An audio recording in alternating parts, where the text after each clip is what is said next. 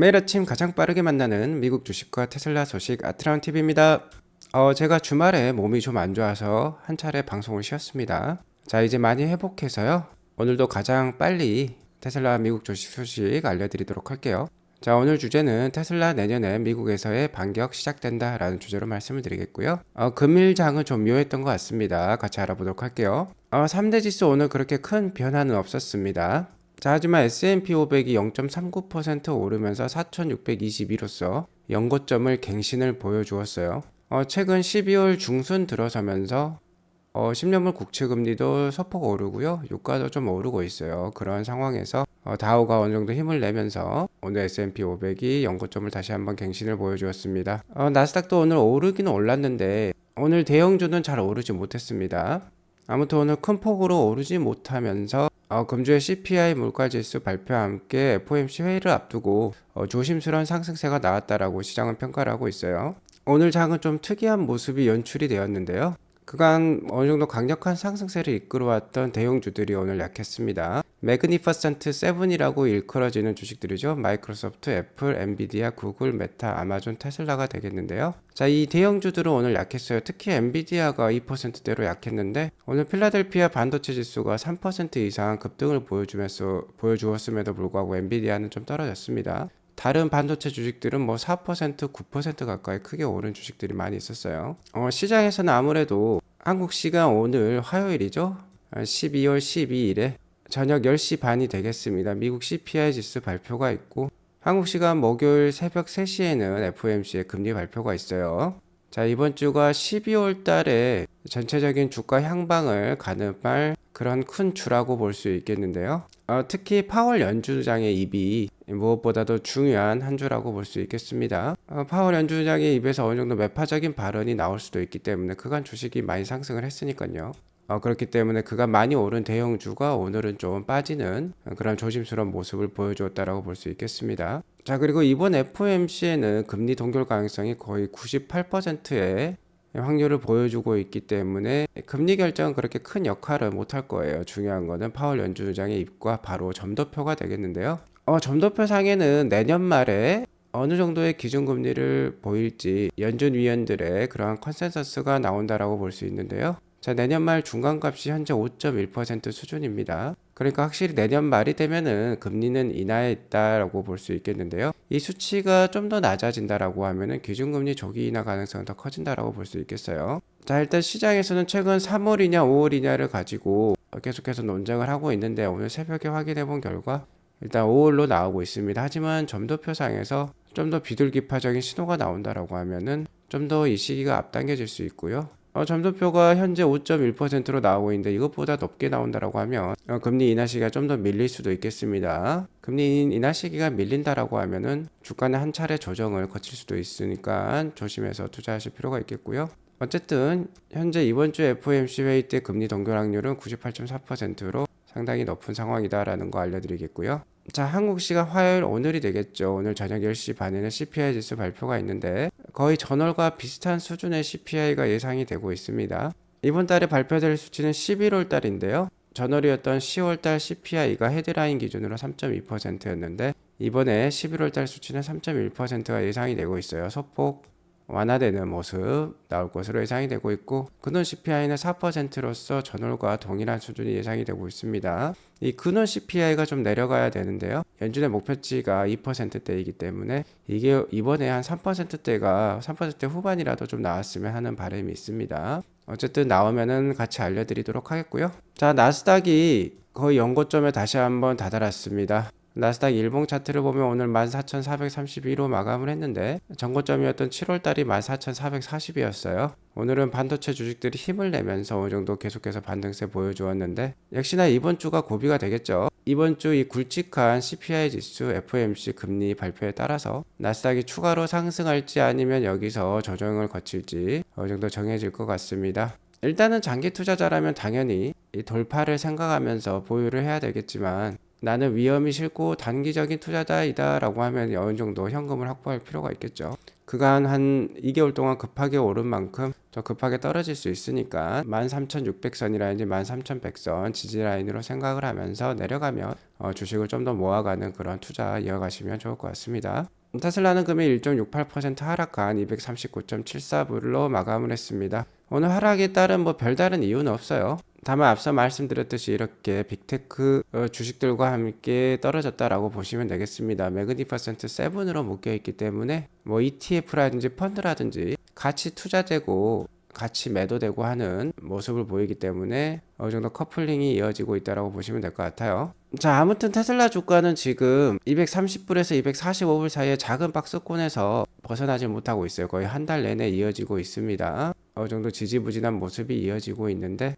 테슬라 주가 자체적으로는요. 자, 1월 달에 4분기 인도량 발표와 1월 24일에 4분기 워닝콜이 있을 것으로 예상이 되는데 이 4분기 실적을 그러니까 뚜껑을 열어봐야지 자 여기서 이를 돌파할지 아니면 좀 더 하락할지가 정해질 것 같습니다. 지금 이렇게 힘이 모아지고 있거든요. 12월 말이나 1월 초순 되면 어느 정도 결정이 될 것 같습니다. 특히 4분기에 모델 3 하이랜드 신규 리프레시 모델이 나왔기 때문에 중국 기가 상하이에서 만들고 있죠. 그러니까 기가 상하이 판매량, 중국 로컬 판매량 이런 것들이 중요하다라고 볼 수 있겠는데요. 일단 중국 로컬 판매량 지금 잘 이어지고 있다라고 말씀을 드려왔습니다. 자, 4분기 9주차 주간 판매량이 최대 판매량 기록했다라고 말씀드렸죠. 17,400대가 나왔는데요. 자, 아직 4분기 10주차 주간 판매량은 나오지 않았습니다. 10주차 주간 판매량이 12월 4일부터 10일까지인데요. 게리블랙 예상으로는 일단 17,000대 이상 또 나올 것으로 예상을 하고 있는데 아마 한국 시간 금일 오전 중으로도 나올 수 있을 것으로 예상이 돼요. 그러면 제가 내일 알려드리도록 하겠고요. 4분기에 중국 판매량이 지금 잘 나오고 있다고 말씀을 드렸죠.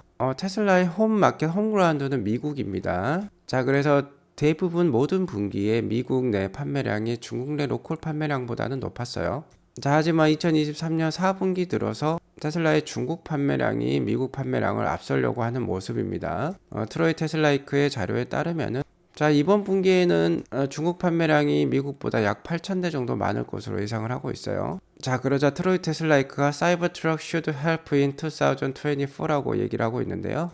사이버트럭이 미국 판매량을 성장시키는데 도움을 줄 것이다 라고 얘기를 하고 있어요. 자, 일단 11월 30일에 사이버트럭 딜리버리 이벤트가 있었고 그 딜리버리 이벤트 때 2023년 연내 배송은 좀 어려울 것 같다. 2024년부터 배송이 되겠다라고 얘기를 했는데요. 현재 일부 고가 모델에 대해서는 여기 보시면은 Prepare for Delivery라는 이메일을 고객들에게 보내고 있습니다. 자, 그러니까 이번 달 내에도 최대한 사이버 트럭을 배송하려고 노력을 하고 있는 테슬라예요.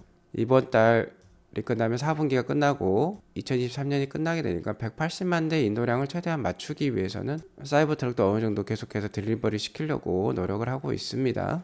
자, 사이버트럭 후광 효과 대단합니다. 사이버트럭이 이렇게 동네에 전시만 되면은 사람들이 우르르 몰려와서 사이버트럭을 구경을 하고 있어요. 방금 보신 영상은 JP님이 올려주신 영상인데요. 동네 테슬라 서비스 센터에 사이버트럭 전시가 시작된다는데 인파가 장난이 아니라고 합니다. 시승하는 곳은 30분 이상 기다려야 된다라고 하고요. 워낙 사람이 많이 몰렸기 때문에 경찰이 통제를 할 정도라고 하네요. 바로 옆에 도요타 매장이 있는데 텅 비어 있다라고 합니다. 자, 이 사이버 트럭을 보기 위해서 많은 아저씨들이 픽업 트럭을 타고 왔다라고 해요. 자, 그리고 사이버 트럭을 목격한 다음에 어린아이처럼 흥분하는 모습을 보였다라고 합니다. 역시나 이 사이버 트럭이 미국 내 전기차의 인식 변화와 함께 전기차 전환의 트리거가 될 것으로 생각이 들어요. 사트가 몰고 오는 바람이 태풍급이라고 얘기를 하고 있습니다. 자, 그러니까 픽업 트럭을 몰고 온 사람들이 사트 보러 왔다라는 게 좀 반가운 소식인 것 같습니다. 사이버 트럭을 보자 자신의 픽업 트럭이 오징어가 된 것을 아는 분위기였다라고 하는데요. 자, 이렇게 되면 당연히 다음 픽업 트럭은 사이버 트럭을 구매할 것으로 생각이 들어요. 사이버 트럭이 픽업 트럭 시장에 바로 오징어 게임을 시작한 것 같습니다. 단 한 사람만이 살아남아서 승리를 독식을 하게 되는 게 오징어 게임인데요. 사이버 트럭이 그러한 왕관을 차지할 수 있을 것으로 판단이 됩니다.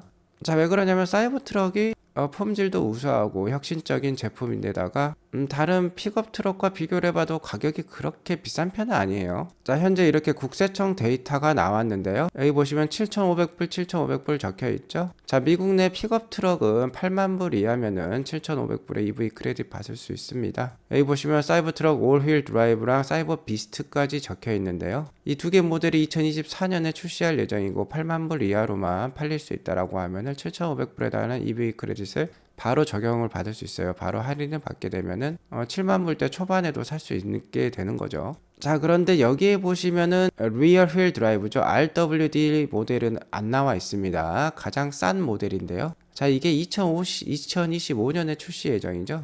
그렇기 때문에 여기 리스트에는 일단 빠져 있는 것 같습니다. 자, 그리고 사이버 비스트 같은 경우는 트라이모터로서 가장 강력한 모델이고 제로백을 뭐 2.6초인가요? 그 정도를 자랑하는 모델인데 이게 99,990불로 나온다는 말이 있어요. 그렇기 때문에 아마 사이버 비스트는 받지 못할 것 같습니다. 하지만 AWD 모델이 8만 불 이하이기 때문에 이 모델이 받을 수 있을 것 같고 이 모델이 오도가 가장 많고 메인 모델이에요. 제 예상컨대 RWD가 나오기 전까지는 AWD가 아마 사이버 트럭 판매 비중의 한 7-80%는 차지할 수 있을 것으로 판단이 됩니다. 아무튼 사이버 트럭 공식적으로 보조금이 확정되었다라는 좋은 소식이 있었어요. 자, 그렇기 때문에 합리적인 가격과 함께 많은 사람들이 사이버 트럭을 지속해서 구매할 것으로 예상이 되고, 자, 그렇게 되면 올해 중국이 많이 성장한 것만큼 미국 시장도 내년에 많이 성장할 수 있을 것으로 판단이 됩니다. 자, 그리고 테슬라 찬님께서 다시 한번 의미심장한 트윗을 올려주었는데요. 자, rumors are growing that FSD beta will begin in China as early as the end of this month라고 얘기가 나오고 있는데요. 자, end of this month가 중요한 거죠. 바로 12월 말이 되겠습니다. 이번 달 말에 중국에서 FSD 베타가 시작할 수 있다라는 루머가 점점 커지고 있다라고 얘기를 하고 있어요. FSD 베타의 경우 자, 우리 돈 약 한 1200만 원 정도 주면 중국에서 쓸 수 있는 것으로 지금 나오고 있는데요. 자, 이 소문과 관련해서 출처가 어디냐라고 물어보고 있으니까 멀티플 소스라고만 얘기를 하고 있습니다. 어쨌든 뭐 테슬라 차님의 트윗은 상당히 신뢰성이 높기 때문에 기대를 해보도록 하겠고요. FC 베타가 이번 달 말에 중국에 출시를 하면 현재 주가가 좀 약한 모습을 보여주고 있어요. 다른 주식들에 비해서. 자, 하지만 이 소식과 함께 정말 강력하게 오를 수 있습니다. 그리고 테슬라 AI 테크 리더라고 할 수 있는 페릴 제인이 FSD 버전 12가 더욱더 스마트해질 것이라고 얘기를 하고 있고 100만 대에 달하는 로보택시에 관련된 비전이 생각보다 가까이 와 있다라고 얘기를 하고 있어요. 아크 인베스먼트가 내년 말이 되면 로보택시가 출시할 수 있을 것이라고 한 올해 초에 예상을 하기도 했는데 테슬라의 AI 테크 리더가 그러니까 AI 관련된 임원이 되겠죠. 이분이 로보택시가 100만 대나 될 것이 상당히 가까이 와 있다라고 얘기를 하는 거 보니까 정말 2024년 내년은 큰 해가 될 수도 있을 것 같습니다.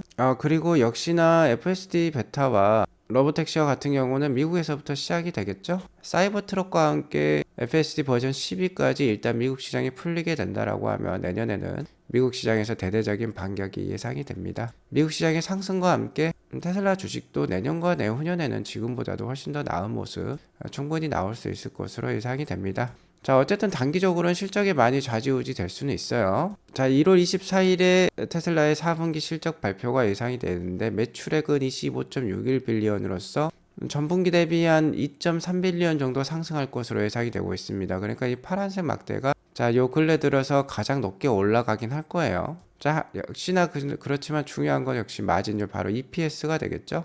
EPS는 0.74불 정도가 예상이 됩니다.